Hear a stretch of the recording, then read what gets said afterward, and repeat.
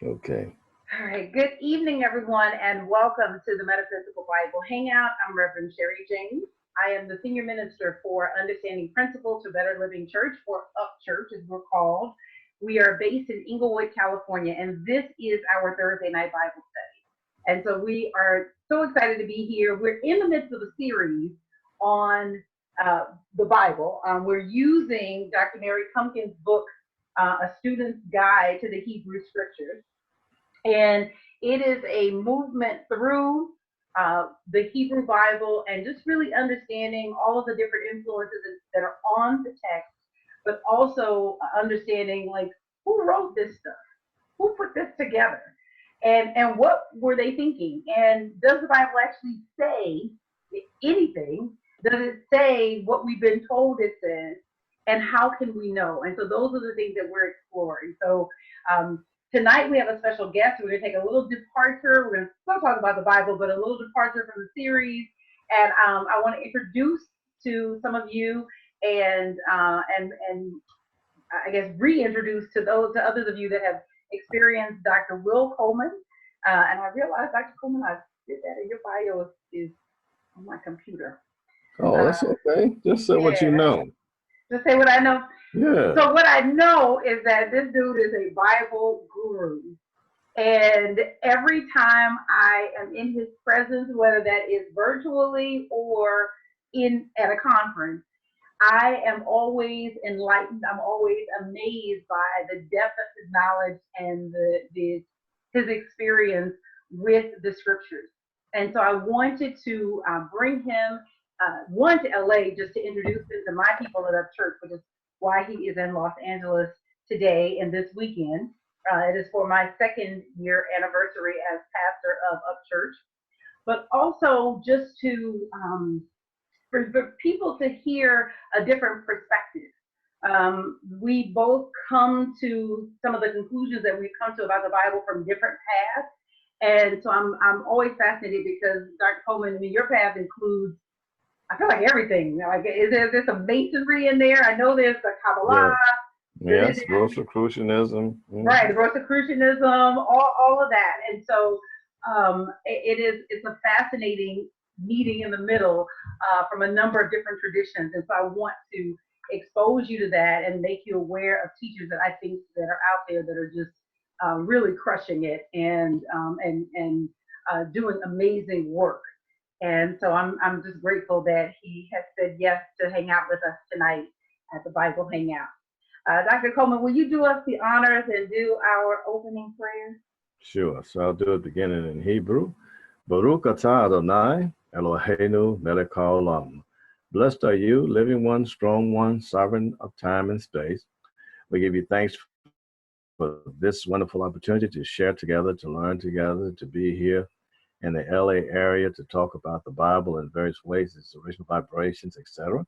And we're looking forward to an exciting presentation and discussion of this topic and the culmination for this time season at Up Church, where we will be with Reverend Sherri. So we just thank the power of the creative energies for our coming together at this moment, at this time, in this space, and in this place.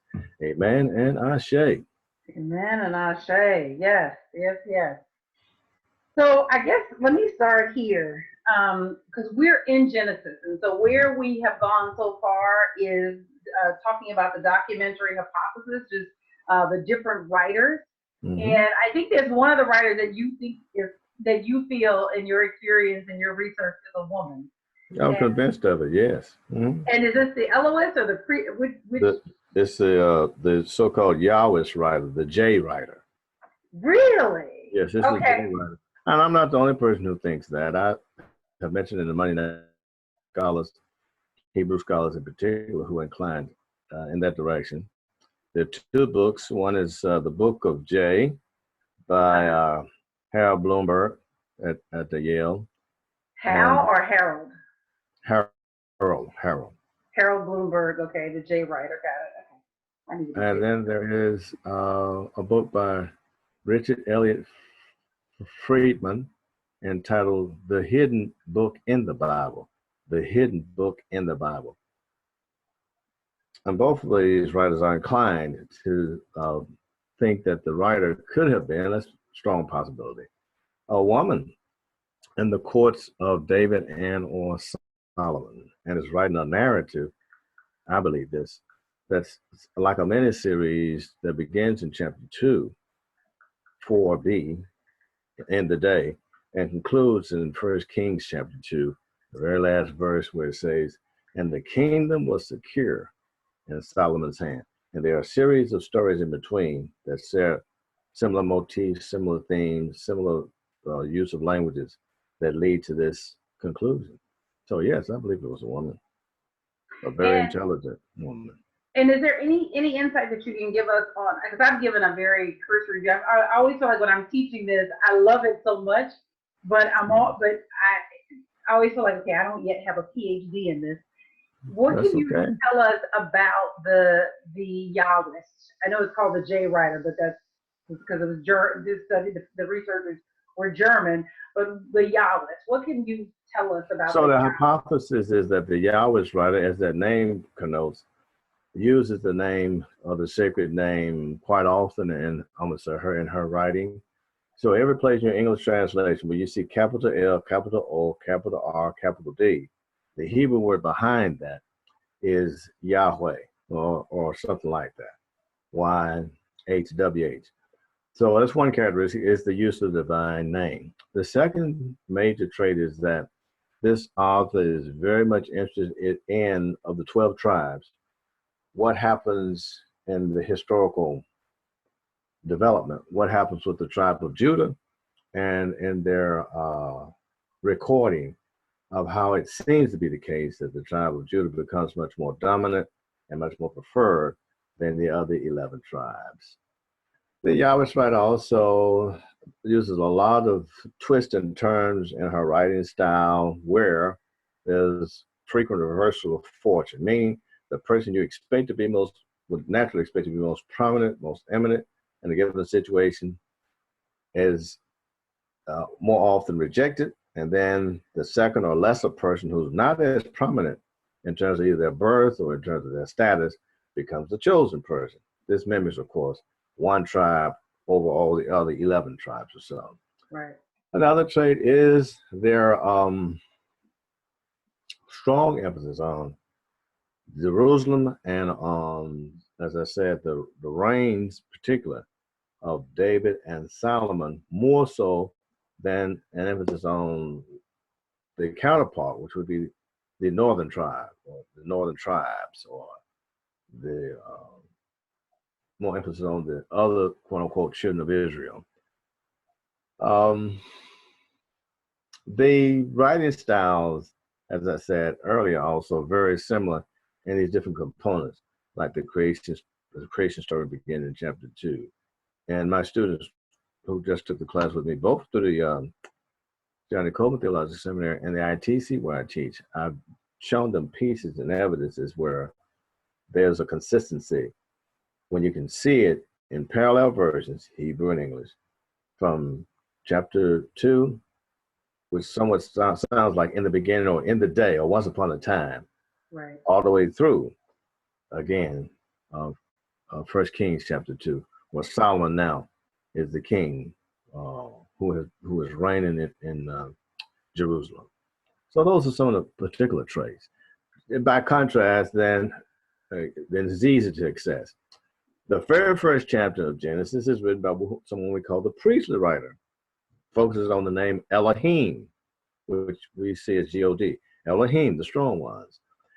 Focuses on a pattern of creation, night and day, and evening, morning, sky, water, earth, sun, moon, stars, swimming creatures, flying creatures, the earth creatures, and the human being, and then it culminates with the Shabbat. So this is why we know this is a priestly writer that focuses on the Shabbat, but then also the particular name that they use is the more generic Elohim. Whereas as soon as you get to chapter 2, verse 4, the second part of the verse, it shifts from focusing on heaven and earth to language about earth and heaven. And then finally, for the most part, it's about heaven, it's about earth, the discourse. So these again are some clues of why we can conjecture at least 4 different writers. But in Genesis, very strongly. J, E, and P. Right. So here's my question. So all of this is fascinating to me, and I remember when I was first exposed to it. I was taking a class with Urban Mary with the text that we're studying right now, like literally the early version of this text, and I was fascinated, and it was exciting, and it felt like the first time that I could. Honestly, it helped me fall in love with the Bible, Mm-hmm. and then I got mad Mm-hmm. because I wondered how come nobody comes out of seminary and teaches this? Because Reverend Mary was very specific. This ain't got nothing to do with metaphysics. This No. is taught in any seminary anywhere. How come pastors don't come out and take this to the people? Don't you think people need to know this? Or at least I do. Oh, absolutely. And I've said this many times. The part of the problem is translations, and English translations, from my point of view, are very deceptive because they are blinds. And if you're working with the English text and you have a particular translation that has been repeatedly told over and over in a particular way, and you do not have access yourself or have not taken the time to acquire access to the original Hebrew text, that's the text, or Greek text, then the fallback is a fallback on what's comfortable, what you're most familiar with, the type of stories you have gotten used to saying. You just continue to repeat those because you yourself are not confident in working with the original text. Then there's fear, but the fear was sometimes people will say is fear of the people. It's not really fear of the people. It's fear of getting again out of your own comfort zone and fear of telling the truth about what you are learning without having to be absolute. It's knowledge. It's not rocket science, and it has been known for centuries. Right. That's the thing. This isn't new information. And I'm sorry. Forgive me. No. They're teaching this in conservative seminaries. I'm not talking about the hip, folk out in California that are like, out there eating berries and fruit and studying the Bible. This is folks in the Midwest or in the South studying the Bible, and they learn it, and then they never turn around and bring it to the people. And to me, that's spiritual malpractice. No, yeah, it's deceptive. I agree with you 100%. There's no excuse for it. And what I say to my students always is that our people deserve better. People deserve better. They deserve your best. And you should be sometimes students say, Doc, are you afraid of telling these truths? I say, no, I'm not afraid of saying what I have come to know. You should be afraid that when you know better, you still lie about it and you don't tell the people.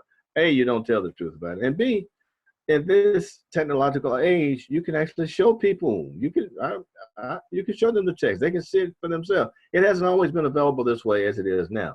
So there's just no excuse. Absolutely none at all. And again,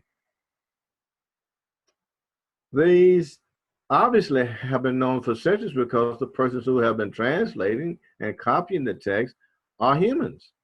And that's who did it. God doesn't write Bible. God doesn't translate. People do that. And then they market it based on their particular target group or their particular class. Now, in the past, it has also been the case that the elites have hidden it from the people because this bolstered their own political, economic, and sense of self. But then that trickles, to use a term, it trickles down to then you have the intellectual class holding on it to a particular way because it's their little pocket of knowledge. And then your pastors have a certain terrain that they're working with. So a lot of it becomes protectionism of their own reality and how they want to present this information or not.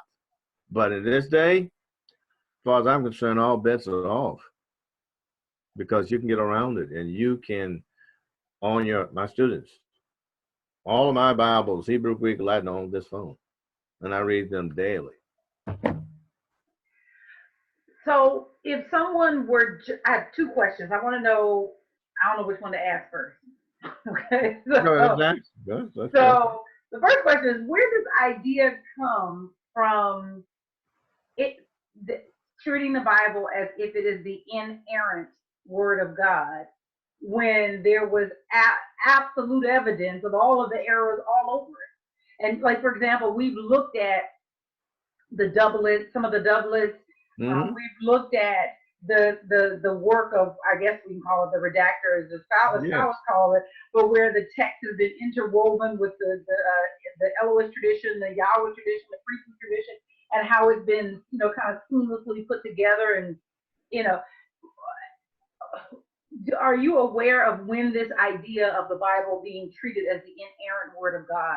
Like, not a particular historical moment, except that it is connected with, again, authority and power, and either withholding information from people so that they will obey or believe that they're obeying a text, and obeying what they believe that text is saying, or what they're being told the text is saying. Then they're also obeying those who present it to them. Right. So that's really what it, from my point of view, what it boils down to is, it's not the inerrancy of the Bible as much as it is the authority of the person who's teaching from it, and who's teaching from it in a particular manner. So they want to have a what they consider a clear guideline for you to follow and not deviate from, and that your attention is focused on what they're saying rather than on what you could discover for yourself. And when you have, so I guess when you can discover something for yourself, then you're dangerous, because I can't control you. Yes, I mean, there has been a long-standing tradition that goes back centuries with icons instead of people reading the text in Latin, so that they're guided by the icons and by what the priest or the pope is saying, and they never see the text. They have already crafted a liturgy for them. And even after the Protestant Reformation, when it is espoused that this is now a revolution for the common person, it really was not for all people. It was for those who could read Hebrew, Greek, and Latin, and then could dispense their interpretation to others. The classic example, not the only one, but probably one of the most classic examples that has been revealed very recently in the public domain, is that when our African ancestors were brought here, English missionaries in the 1600s they took the King James Version of the Bible, they took out all the components of it that referred to any form of liberation or freedom, and they called it the Slave Bible. Mm-hmm. And it was intended to convert Africans to a form of subservience.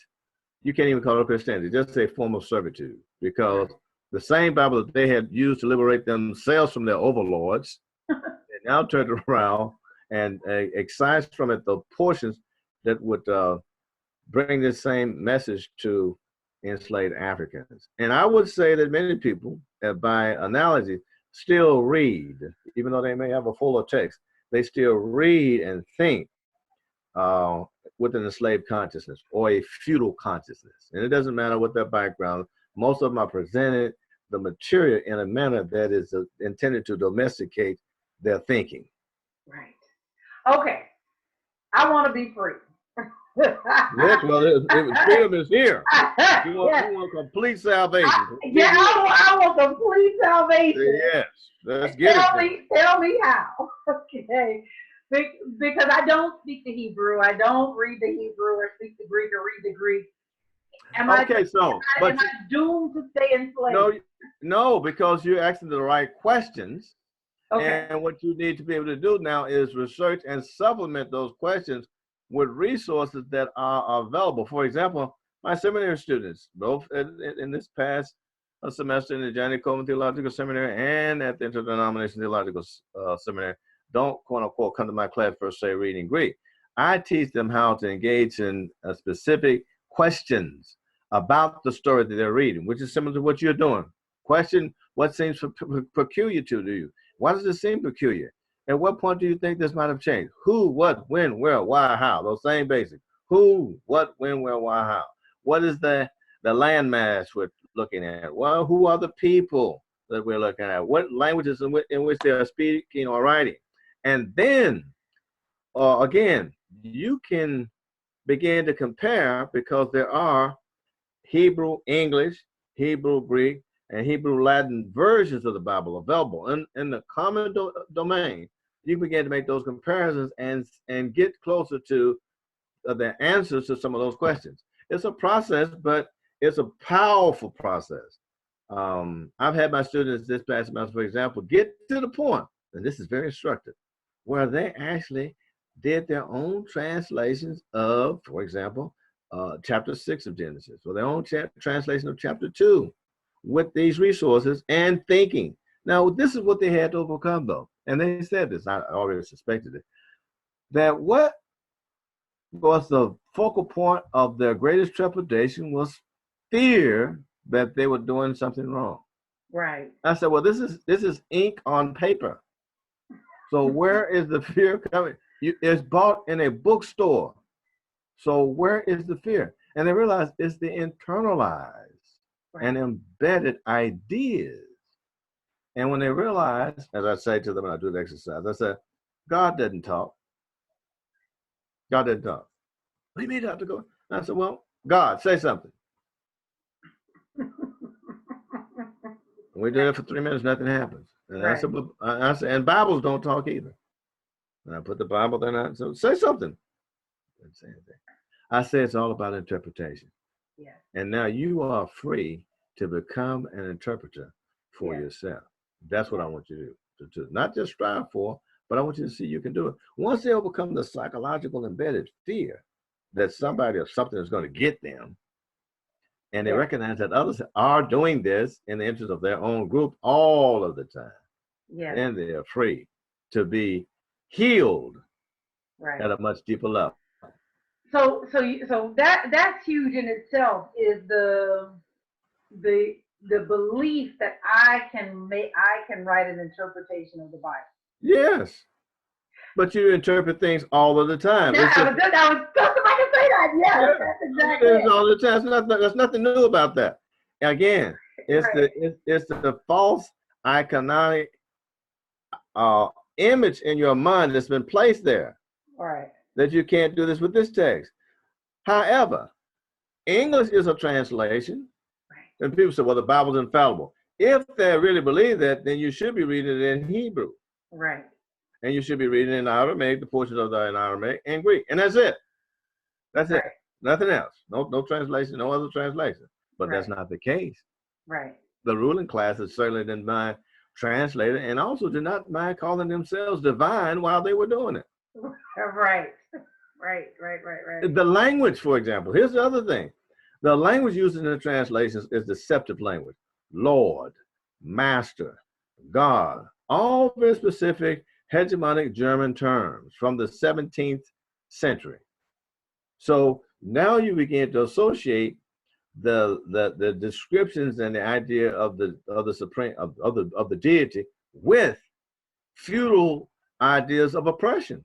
Right. So yes, you're afraid of that person because that person now has the same insignia as the one who has immediate control over your life. Right.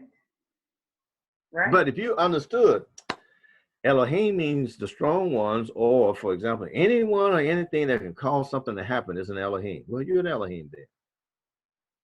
So it's not the distance between yourself and the description of the creative powers. There's a connection. If you know that the name Yahweh, quote unquote, can be translated as the living one, then that being is about life. Right. So knowing the meaning of the Hebrew names, just that is liberating. Right. On Monday, Chava, there's nobody named Eve in the Bible. That's a lie. There's nobody named Eve.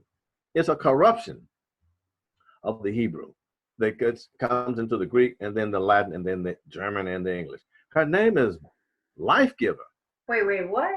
I said, there's nobody named Eve. Okay. All right, let's keep going. There's nobody named Eve in the Bible. So No. So the word that's translated as Eve is what? It's a corruption of the Hebrew word. The Hebrew word is Chava. Chava. And it means life giver. Is there an Adam? There's not a man named Adam the way we think of it. Adam is a description of a human being. Right. Adam means human being, male or female. Right. right. Mm-hmm. So life giver. Life giver, a mother of life. That's life. That's the original connotation. And interesting, and when it's translated into the Greek initially, it's zoe, which is the Greek word, zoe, meaning life. But over a period of time, this made up pronunciation that emulates the Hebrew in a way, but does not carry forth the meaning of it.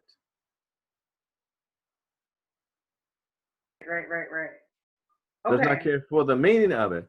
Become, and I think again, this is intentional. Male translators who are misogynistic, who don't want women in leadership, are Right. going to take and pick this, not pick it up, pick up the misogynism and suppress what the Hebrew is saying. Right. And women keep silent in churches, blah blah blah, Right. which is not true, Right. but it becomes Okay. current. Slaves obey your masters, but they don't read the part about masters feed your slaves. Right. I'm gonna They just forget hand you the part that I want you to listen that's to. right. Right. That's right. We know we call that eisegesis. When you read into the text what you want to see there, and then use that quote unquote to proof text something else about how you want to live and what you want to do and how you want to, in a sense, dominate others. So do you have a thought about all of this stuff that's going on with like the religious right and what's happening with kind of the hijacking of the Bible by, or I'm using the, I guess the media term or the political term, but the religious right, and is there anything to be done about it, or should we do anything about it, or is it just let this, you know, force Let it run its course because they're always, again, most things are about economics and politics, and they have a rhythm to them. What we now call religious right has a long history. It's not unique to this particular moment. It's louder in some ways, but it has always been prevalent, and especially in this culture, when you can have certain forms of privatized, but also dominant political agendas and expressions. The religious right comes out and speaks at different periods, and then at other periods it's very silent. Religious right didn't have anything to say during the civil rights movement. Religious right did not much of anything to say. It was more subdued when it comes to social issues in the past. By the time you get to Jerry Falwell, there's a shift where the religious right now becomes, they call them the silent majority becomes the moral majority, etc. This is a season that will pass. You continue to do and present the alternative ways of seeing and understanding and appropriate the text. And don't get overworked by what they're doing. What you need to do is become as adept as possible, again, with the original writings. And I mean, because the original writings are so impactful, especially again the Hebrew, because of the layers of meanings that can be discovered in every alphabet and every word. Right. You know, you were the one that taught me about just the multi layers in each alphabet, in the Hebrew alphabet, and to think of the combination of letters that become names or things are as formulas. Yes. And I'd never heard that before. Yes. That and you know, English is such a flat language. There's no, for Sherri, there's no formula. I mean, it spells Sherri, but that's it. You know. That's right. Not each one of those English. Well, there's no English alphabet. Each one of those Latin alphabets, because the alphabets are Latin, they're not in English. And so English is 60% Latin Greek, 67% Latin Greek, and 30% Germanic. So it's a hybrid language, first and foremost, and has different sets of meanings, different syntax, etc. That's been brought into a hybrid language. Whereas, as you already have indicated, in Hebrew, every alphabet has 4 or 5 different levels of meaning simultaneously. It has a sound, it has a number, it has an object it refers to, and it spells a word. And it does that infinitely because each time you chart the words out, it just keeps going that way. So it's infinite. So finding meaning and interpretation is infinite. It's an eternal, in that respect, symbolic image, sound, language, and it's intrinsically built into the language, which is different from making associations. Example, bee. What do I mean if I say bee? Well, you could mean the insect, or you could mean being like existing, or you could mean the letter B. That's right. In Hebrew, the ba, which is that which would correspond to, is a particular sound. Ba. The symbol for it means a house or enclosure. It represents the number two, and it spells out a word, bait, which then continues to go infinitely in terms of each of those. And it means that all at the same time. It's very specific, and yet it means all of that at the same time. It's not just sequential. Like in the beginning, better Right. sheet. In consciousness. Right. In consciousness, better sheet. That's Right. very different from saying in the beginning in a way that's also sequential. It has a particular syntax, and that syntax keeps you see what I'm doing, in a Yes. certain frame of reference. Right. Whereas with a language that is more hieroglyphic and much more dynamic, you can get many different meanings. And not only that, your mind works differently. That's really the key. This is why I love Genesis, because it's such a, not the only one, but it's all the text, but it's such a powerful example of mental creation. Mm. And of the, How, tell me what you mean by that, because I know that we've been taught that in UFL, but I don't know that we've been given any kind of background on that. Like, that's something that we got from Fillmore, but I don't know if I ever got any meat behind that other than this was the metaphysical interpretation of Genesis 1. because it can be interpreted from all of those different levels. It displays how extensive the mind can work. It can work at a quote unquote at a quasi-liberal level, a symbolic level. It can work at a metaphysical level, because these words are products of the human mind themselves. They didn't just appear on a paper, but they are expressions of a human mind that has thought beyond the ordinary, and that is thinking in extraordinary ways. How could someone say, in the beginning, Elohim created the heavens and the earth, when they weren't there? They are imagining, though, that they're there, and they're positing themselves in a frame of reference where they can begin to see the expansiveness of darkness and light, of night and day, of the sky, etc. And the language allows them also, these expressions allow them to expand and, as it were, exercise their consciousness in multidimensional manners. That then translates into practical everyday situations. So, for example, what most people may call a problem, a Bereshitist, I'll say this now, sees every so-called problem as an opportunity. I just need to look at this thing a different way. Not only do I need to look at it a different way, I can create a different solution. Not only can I create a solution, I am the solution. Right. That's totally different from, oh, what's happening? Right. What's happening? Help me, God. Please help me now. Begging, please don't hurt me. First of all, first of all, you gotta get past, don't hurt me. Right. That's the first, don't hurt me. Then, 10, 20 years later, you might get to help me. But if the point of the party is, I am a co-creative being, then everything I face and everything that faces me is an opportunity to co-create. Yeah. And every moment. It's not just in the beginning, a particular time in the past. It's in beginning. It's when my consciousness focuses in on this matter in a particular manner and engages it and calls it forward. Yeah. As I call myself forward. Yes. I'm about to shout now. Yeah.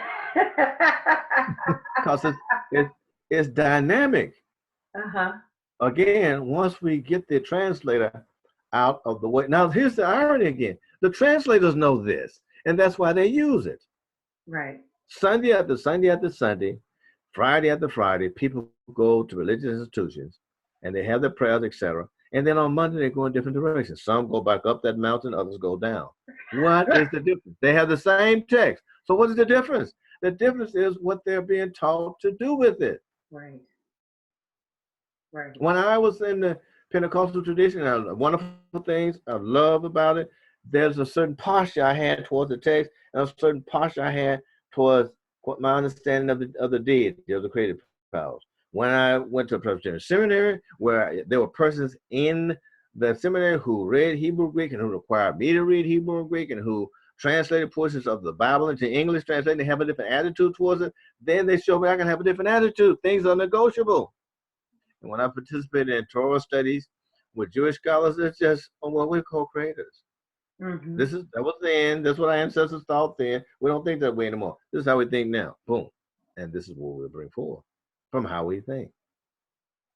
That's everything. How you allow your mind to expand determines your life. Yes. Or you allow it to shrink. Right. Or it shrinks down. Correspondingly. Right. Yes. So an area that I haven't done a lot of work in, but it's something that I'm interested in, and I don't know if this is an area where you do a lot of, I think it is, and it was where Reverend Mary was going towards the end of her ministry, end of her life, was looking at Egypt, and she said we got to get to Alexandria, or studying the schools of thought that came out of Alexandria, and really looking at the African influences on metaphysics. And I don't even know a specific question to ask, other than I'm interested in this idea of African influences on metaphysics. Like that's well, the Bible is an African book. This is the first thing my students learn, is that the Bible is not a book that could be read like an African book. It is an African book. Right. Period. In terms of the land mass, the geography, in terms of the people and their migration patterns, and in terms of the languages, Hebrew is an Afro-Asiatic language. It's classified as such. Koine Greek is a specific language for the translation of the Hebrew into Greek and of the New Testament. That's a dialect from Alexandria, or prominent in Alexandria. And what's called Vulgate Latin, again, is a Pacific form that developed in North Africa, because that's where it all began. So it's African. And so the book itself is an African, Afro-Asiatic, Afro-European book. And then over centuries, as it gets translated into really Latin dialects, French, Spanish, Portuguese, and then Germanic languages, it becomes the translation, makes it seem as though it has never been an African book, and that makes it seem as though it has never been so. Now, this is interesting. If we look at English is, as I said before, 60% or 70% Greek and Latin, and then 30% Germanic. If you trace just the alphabet, the word alphabet, for example, alpha, beta, that's from the Greek. Right. Then the Greek goes back to the Phoenician. The Phoenician goes back to the Hebrew, aleph, bet. So ultimately, this goes back to Hebrew. But then the characters and the symbols in the Hebrew go back to the Egyptian. They go back to Egyptian symbols. Right. So what is one to do? It's not something I'm going to do in my lifetime, but we need then persons who will actually learn Egyptian hieroglyphs. The only way you're going to learn what's behind the translator, once again, is you've got to learn the language system yourself. Right. Otherwise, you can have ideas and hypotheses, and you can have some clues. They spent 400 years in Egypt, of course. And there are Jewish scholars who've written about the fact that the stories that are told in what we call the Old Testament are just Egyptian stories retold. Flat out plagiarism. Right. Right. But in order to get beyond that, you still got to get down to that linguistic piece. And that will require taking time to get and discover the resources, and then taking the time to study them and do the comparisons. Right. And then it's straightforward. It's straightforward enough. But what we do have, again, when you read the stories outside of the English court way of thinking about stories, right, then those images that have been painted that are false images. Right. I show my students images, stone carved images of the Hebrews in Babylonian captivity with dreadlocks and beards like mine, etc. You can see these in the catacombs of Yeshua as an African man. That they are clearly inscribed, and they were changed. If you change the image, or if you go back to the image, it's easier to go back to the context. So that's the work. The work is to dig a little bit deeper and again, discover what has been known but hidden. The Black Madonna is black because she's African. Right. And Jesus doesn't become a mulatto when he grows up, or albino. Right. He's African as a baby, and he's African when he grew up. Right. He didn't start out as a little African baby in the African mama's arm, and then when he became a man, all of a sudden he became an albino. Blonde and blue eyed. Didn't happen. And that's a lie. That didn't happen. Right. Nancy said, "Preach." No, it's true. I'm saying this because these images are in the catacombs. They're right under the Vatican. They know. Right. You can find Black Madonnas all over Europe. There's no soot that did that. There's no paint that did that. That's who she was. When the popes transfer power, they go and pray before the Black Madonna of the West Gate. Both of them do. You can see the picture. Right. That's who she is, and that's who her son is. Right. Right. Black mama, black baby. You better believe it. You better believe that. Right. So we have been sold a bill of goods. Yes. Because I think the hardest thing. Not just us, but. Go ahead. Is that me or you? Okay.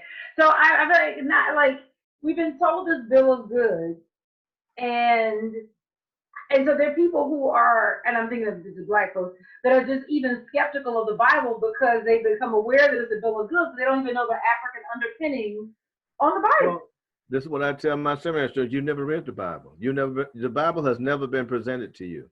This is true. So stop saying.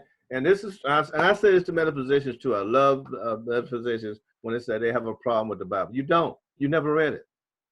Right. You have a problem with what has been, rightly so, with the problem with what has been presented to you and how it was presented. But you do not have a problem with the Bible because you've never read it. Whew. You were never allowed to read it. And on that note, let us remember, reading is a modern idea. Right. The average person has never read. Right. And free public schools, please. The average American has an 8th grade education intentionally. Right. This is intentional. So that you will only be able to go in certain circuits in your mind. You cannot go far beyond the language that empowers you to communicate or not. So in elite schools, in elite forms of education, Latin is a given. Right. Latin didn't go out of the schools. It went out of the schools when poor people went into the schools. Right. And I mean poor folks of all hues. Right.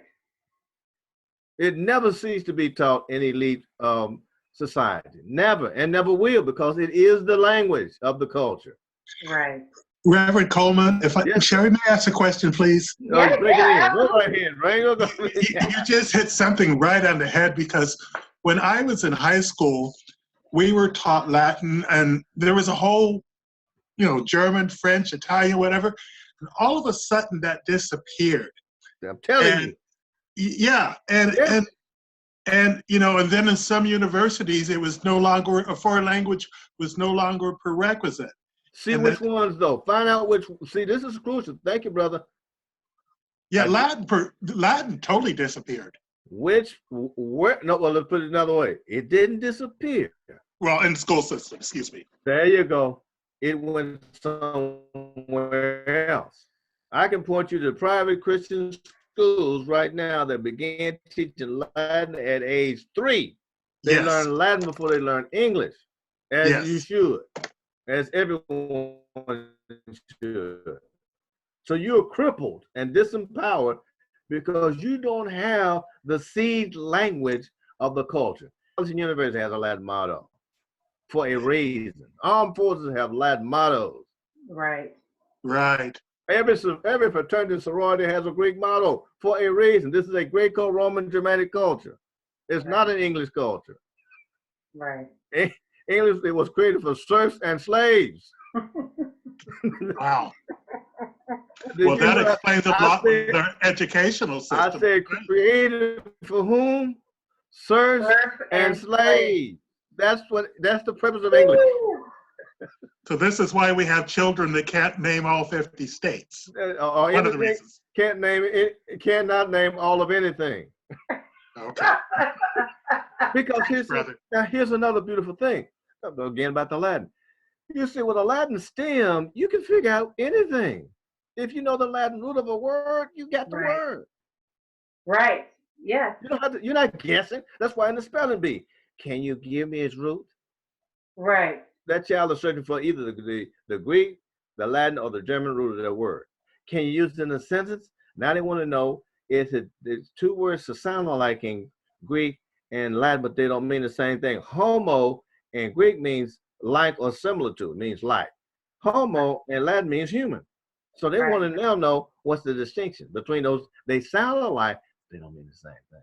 Right. And you're up there guessing, oh, I guess, no, F. But now I've said this is Monday night too. Just learning Latin by itself is not the key. You've got to learn how to use Latin as a power language, as a creative language, as creative of thought forms. You follow what I'm saying? To create things with it. All right. You gotta tell me how to do that, because I assume in the back of my mind, I'm like, I'm about to go look up a Latin class and go get in class. Go give everything what I need. The easiest way is what you're doing, working with right now. You don't need to go do a Latin class. I was telling someone this earlier today.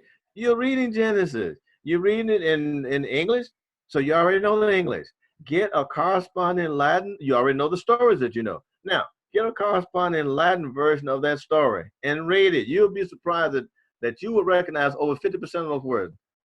You will. Mm.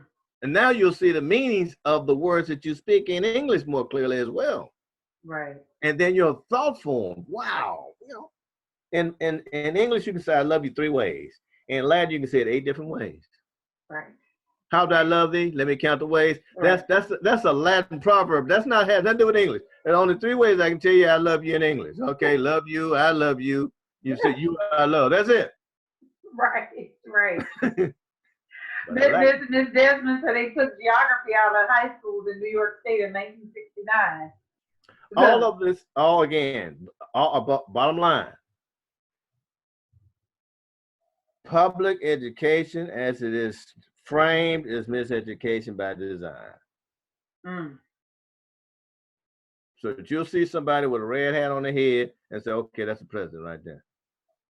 But you're not thinking deeper about what that means and where that is going. And how do you circumvent that? There are people who do.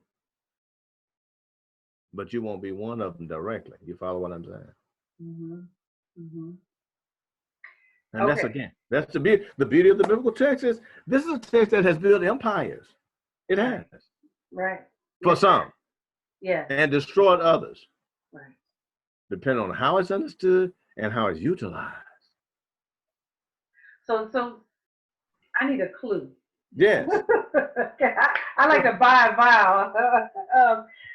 So I need to play with this idea of using Latin as a power language, or maybe I don't know if I repeated what you said correctly, but that's close enough. Okay, that's what it is. That how do I do that? Okay, so you're currently doing the Hebrew Bible and you're reading Hebrew text. You're reading everything I said about the generativeness of the Hebrew text. Right. The language that is most accessible to you right now, you already know 60% of it right at this very moment because it's built into the English that you're speaking. Right. What you now must discover is how to activate yourself and your consciousness differently towards what you already know. If you know something but you don't know its full power, you can't use it effectively. So the same passages in the same text that you're reading in English and in Hebrew, read them in Latin. Initially, it doesn't matter whether you understand all the words or not. You're getting into a form of consciousness. And that form of consciousness is going to empower you to make profound comparisons about everything. Everything. And you're already very articulate, Latin word. So, you see? Yeah. When you're swimming in it already, Right. you want to become conscious now of how to really direct the current of it, i.e. the current of your thoughts. I want to tell you what I want to do. I may not even shouldn't even say this out loud. No, say it out loud. They need to hear it too. Everybody hear this.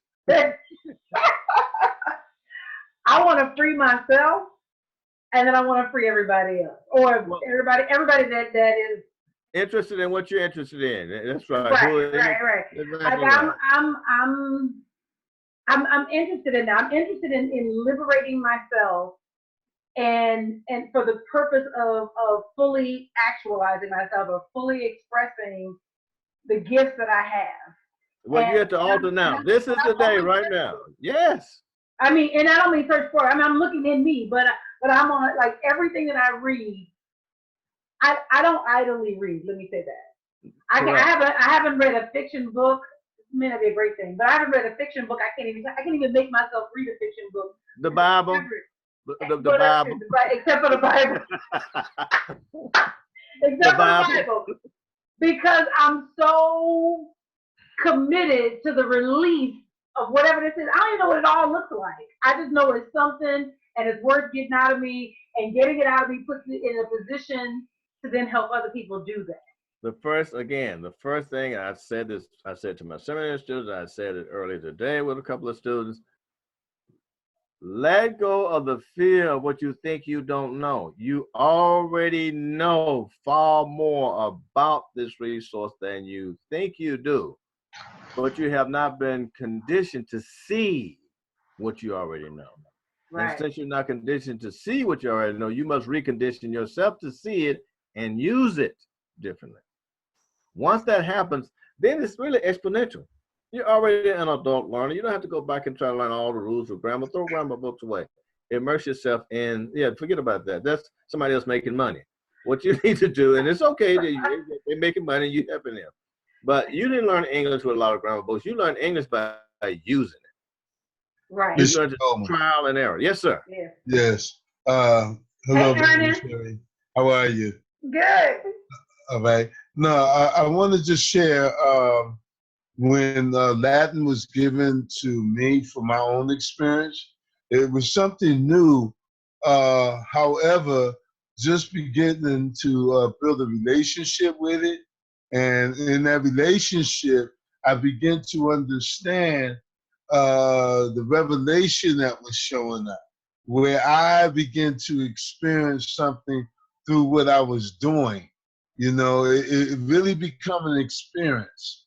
And with the practice and building a relationship with it, because it truly become your own experience through your own practice with it.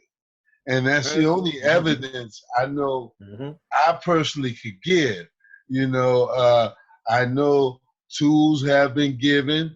There are formulas that the bishop shared with us on Monday night, the formulas for the practice, because only through application is there a revelation. He said something. Yeah, that's huge. That's it. Stay right there. It's something very important. This piece about relationship, that's very important. Approach it as a relationship. Cultivate it. Do a little bit each day. Allow your mind to just really wander and roam freely, uninhibited, no limits. You are the guardian of your consciousness, and you're the deity of your consciousness. You're the personal deity of your consciousness. It's not enough simply to say these things and then look over your shoulder. Say it and look in the mirror. Right. And see who's looking back at you. And elicit that one. Right. To master anything you want to master at any time. Cool, calm, and collected. Don't make it a fight, quote unquote, as such. Make it an adventure. That's it. Amen. I say. Yes. Hey, Kimberly. Hey.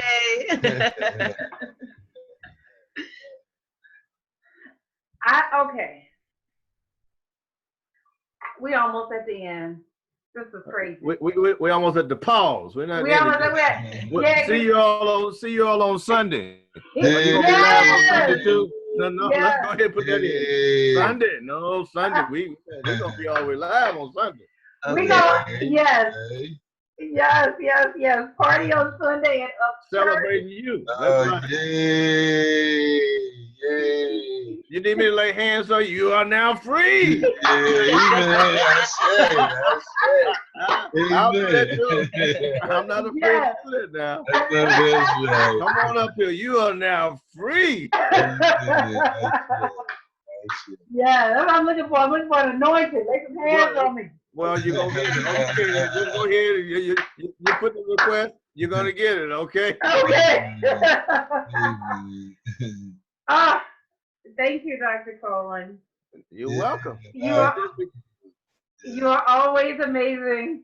Always. The wig is blown back. Okay, so if I could articulate, I heard a couple things tonight.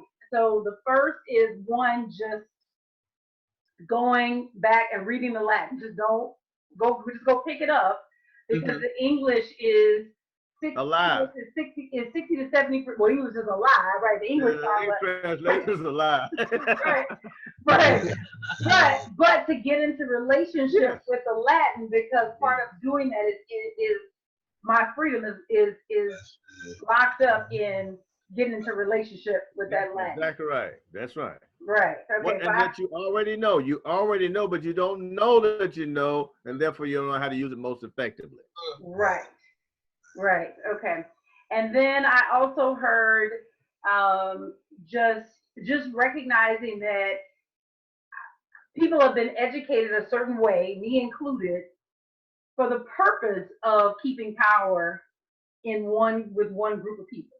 Yes. Yeah. Okay. And that I have access to that power. Yes. Even if I don't think I do, I have access to that power. Like I'm not.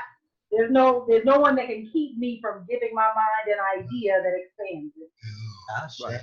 And see, also as an adult learner, this is another blind. Sometimes people say, "Well, I'm not a child. I can't go back to being a child." You don't need to. You got the child still in you, but all of your accumulated experience up to this point is still your treasure trove. It's valuable. So when you add your consciousness to it and you realize what you already have been using, but not most effectively, then it accelerates. Right. So you don't have to go back to being anything, although learning another language will keep you young. It would definitely, because you're making new neural connections in your brain. Right. So learn as many as possible. Make them up. Make up a language for that matter. And free myself to do my own translation. That's it. And to not feel like the translation I've been given is somehow sacred and untouchable and infallible. Do your own translation as you write your own sacred text. Right. You would have said now.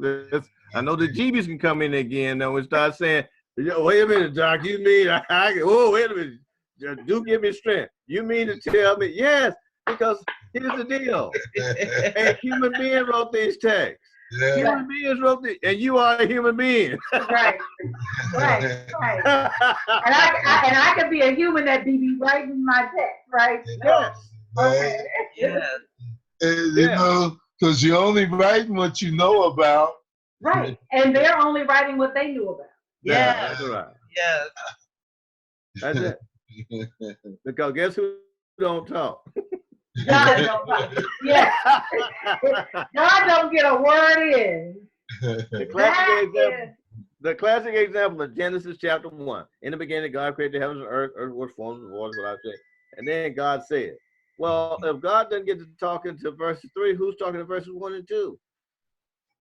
Right. The person who created that text. That's who's talking. Right.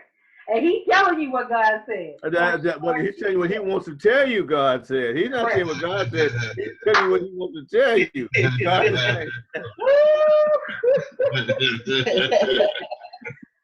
So Sharon asked a question. She says, "Is the Vulgate the Latin version you recommend Yes. to read with the Hebrew?" Yes, and you get so many apps, and I can send you information about them. But the nice thing about the Vulgate and then an English translation that's close to it is, once again, as I was telling students earlier, you already have the English vocabulary, and most of your English vocabulary is coming from the Latin vocabulary. So making the correspondences is going to be easy, but it's not just the mechanics of it. Again, it's how you allow your mind now to work with different thought forms.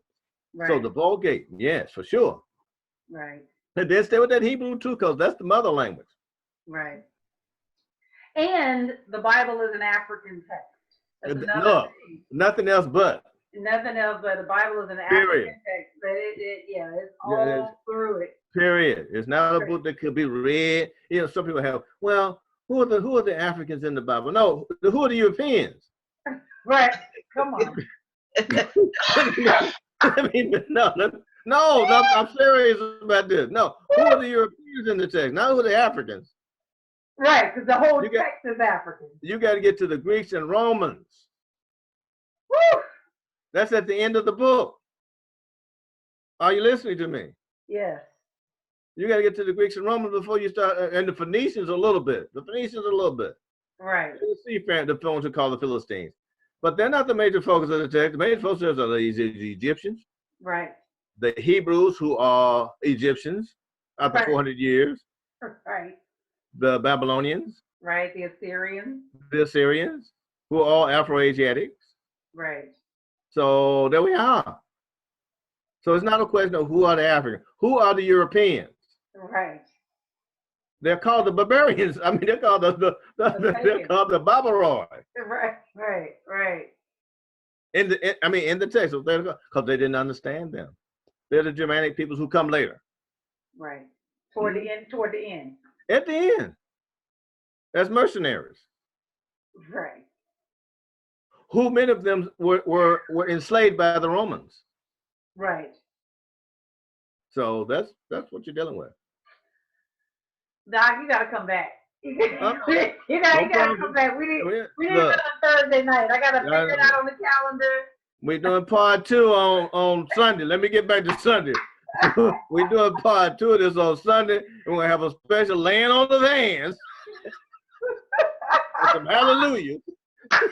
Have some new thought hallelujahs. Yes. Sherri James, and she develops Sherriism language. Yes. And I'll give you the Bible according to Sherri James. I say, because the word Bible just means book. It's Biblia. That's it. Tablet, Biblia, yes. Anybody else? Are we all good? Everybody else got the mics muted. I know they do. Yeah. Open forum, y'all. You are welcome to contribute. Anybody else, before we close up, get your questions in. Yeah. Those of you that are out of town and not gonna get to party with Dr. Coleman, because we are going to party. I'm gonna dear his time. Yeah. Sherri brought the party here. We are going to party. I'm gonna say goodbye. I mean, midnight was a long ways off on Sunday.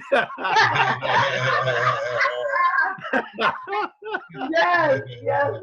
I know you said 1 to 5, but I'm not stopping at 5. Okay. No. I know that's right. I'm not stopping at 5.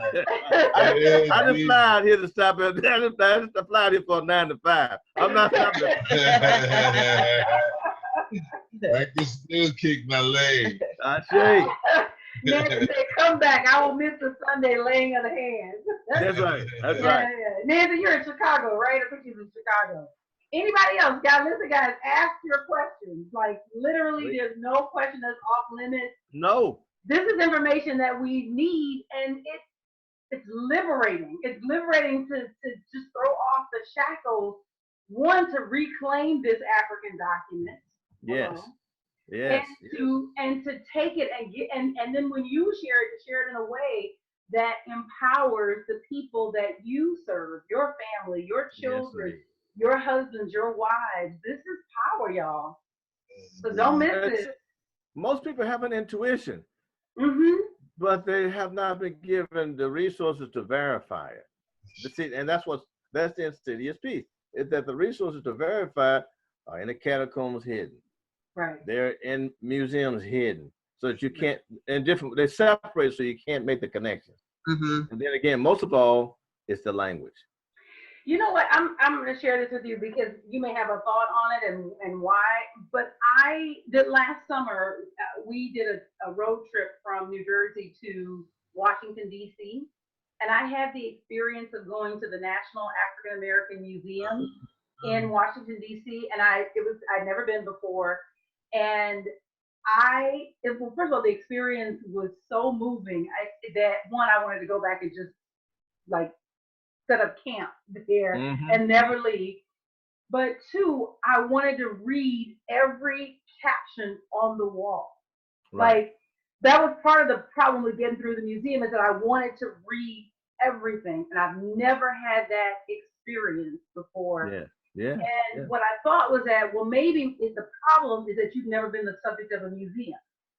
And because I wanted to read everything, like I got through as much as I could, but I couldn't consume everything because it's just so much information.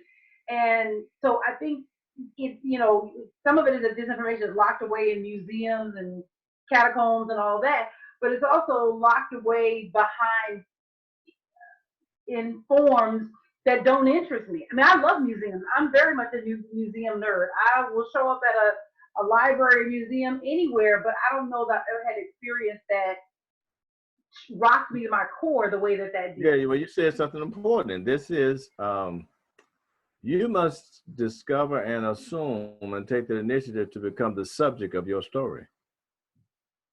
Say that one more time. I must discover and assume and take authority to become the subject of your story. The subject, not the object. The subject. I must assume. I gotta write this down. I must assume and discover. And take authority. To become the subject matter of your story. See, again, the slave and serf is conditioned to be the object of something else. The object of someone else's thoughts. Right. The object of someone else's ideas. The object of someone else's history. The master, quote unquote, magister, really from the Roman word for manager. It's the subject of his or her story. Right. It's like cause, agency, and effect. Right. If you used to be in the effect, you've got to transition and become the cause. Right. Not just discover the cause, become the cause. Right. You hear what I'm saying? Now I said not just discover the cause, become the cause. Yeah. And the cause is the liberated mind. Yeah. Dr. Coleman. Yes. You talked about verification a little bit earlier, and that was exactly the question that I have is, are there any resources you can point us to that can help us really get grounded in this idea that the Bible is African? I have a whole course I do on, and have done on that. Maybe I'll integrate it into a Monday night or Thursday night. Y'all want me to do so many different courses. I know. You got the team. Listen. You know when you find something you like, you just want to squeeze all the dignity out of it. Which module do you have for this, Doc? I have a whole template for it. I have a whole template for it. I just feel like this is so powerful because, like, what I love about this spiritual community is that the liberation of myself does not include the denigration of somebody else. It's not about that at all. No. I understand that, but I'm saying that it's like you said, that the same people who use the Bible to liberate themselves and turn around and use the same text to then denigrate another people. And I think it's time to advance a new idea that I can be free and you can be free too. You know, my granddaughter has. I don't need to step on your neck. No, because space is expansive. My eldest granddaughter started. She told me 2 years ago. She said, "Granddad, I'm starting a movement." I said, "What is it, baby?" She said, "It's called Unbothered." I said, well, somebody said, yeah, she said, I'm unbothered about other people's foolishness and their distractions. I'm unbothered by that. I'm not going to respond to all of that. I'm going to focus on what it is I'm supposed to be doing here. That's and it. do that. She said, I'm doing that. And I said, sign me up. Yeah. Granddad's joining the unbothered movement too. Sign me up. Yes. And as you already indicated, it has nothing to do with. See, here's the other thing. When you are really immersed in your own creativity, there's more than enough. No one will ever be able to do what I do the way I do if I do what I'm doing the way I'm supposed to. Right. So I don't have any competition. Right. And I don't have anyone to be envious of, none of that, because I'm doing what I'm supposed to do. Right. And I've discovered that. So there's no, it's expansiveness. Right. I'm only envious when I'm not doing what I'm supposed to do the way I'm. Exactly. When you're looking over there, instead of looking over there. But that right there, we can pass the plate. You're looking over there, but no. What you came here to do is right here. Yes. It's right. It's all right here. Every bit of it. Yes. Is right here. Yes. Do this. Do you. Yes. And that's the thing that we learn living from the inside. That's right. What the outer distractions are, you remain the same. And I know the bishop said many times early on, Ori Tutu. The cool head, balanced head. That's right. Do it all. Yeah. Do it all. Yeah. Amen. And it works. Yes. I say. Yes. It works. Yeah. All right, this is good, y'all. Any other questions before we go? Yeah. I don't want y'all to miss out. I mean, I'm gonna figure out how to get Dr. Coleman back. We need something like have like just a periodic visit. Oh well, okay, we down with it. Put you on a rotation, on a Bible rotation. Hey, so it is. I know there's awesome. Thank you so much. You. Those of you that are watching on YouTube, I wish y'all would have been here live. I told you in my post, you should have been here live. Thank you so much, Dr. Coleman. Thank you, everyone who showed up. And I will see those of you that are local to LA on May 19th. We are having a party, because ain't no party like an up church party, because an up church party don't stop. Yes. May 19th. The address is 600 West Queen Street. May 19th until May 20th. The party is May 19th until May 20th. Yes. Woo! All right. Thank you so much. Have a beautiful night. Yes. You too. God bless. Good night.